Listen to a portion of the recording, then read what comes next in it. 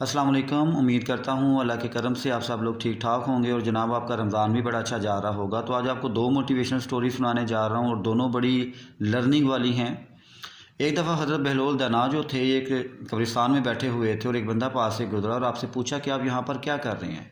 तो आपने बड़ा खूबसूरत जवाब दिया और आपने कहा कि मैं इसलिए इनके पास बैठा हूँ कि सबसे पहली बात कि ये हसद नहीं करते, दूसरा ये झूठ नहीं बोलते, तीसरा ये मुनाफकत नहीं करते, चौथा ये किसी का माल नहीं खाते, और सबसे बड़ी बात कि जब मैं उठकर यहाँ से चला जाता हूँ तो ये पीठ पीछे बुराई नहीं करते।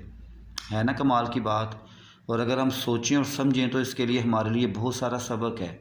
इसी तरह शेख सादी जो हैं वो अपने बच्चे के साथ तहज्जुद पढ़ रहे थे। तो तहज्जुद पढ़ने के बाद आपने दुआ मांगी। तो दुआ मांगने के बाद जब बेटा फारिग हुआ तो उसने अपने वालिद साहब से कहा कि देखें हम लोग जो हैं तहज्जुद पढ़ रहे हैं तो बाकी तमाम लोग सो रहे हैं। तो आपने बड़ा मज़े का जवाब दिया कि अगर तुमने लोगों के ऐबों पर नज़र रखनी थी तो फिर इससे बहुत बेहतर था कि तुम सोए ही रहते। तो दोनों स्टोरीज़ को बड़े गौर से सुनिएगा और समझिएगा तो दोनों के अंदर आपको बेहतरीन सबक मिलेगा। और ये सबक जो है ये हमारे लिए इसलिए भी है कि वाकई ही ऐसा होता है कि हम अपनी तरफ नहीं देखते बल्कि हम दूसरों के ऐब की तरफ देखते हैं। और अगर आपने अपनी अच्छाई को बयान करना है और उससे आपने लोगों की बुराइयों को आइडेंटिफाई करना है तो उससे बहुत बेहतर है कि बंदा चुप रहे। अपना बहुत सारा ख्याल रखिएगा। बहुत शुक्रिया। अल्लाह हाफिज़।